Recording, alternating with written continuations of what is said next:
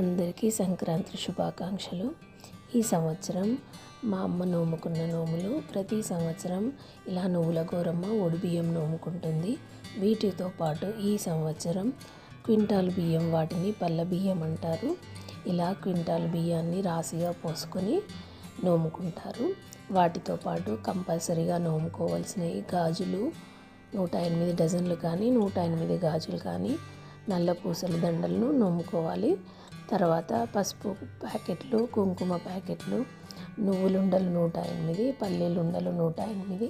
వీటితో పాటు ఏవైనా సరే 108 13 రకాలు వచ్చేలాగా నోముకుంటారు. వీటిని సామూహికంగా నోముకుంటారు.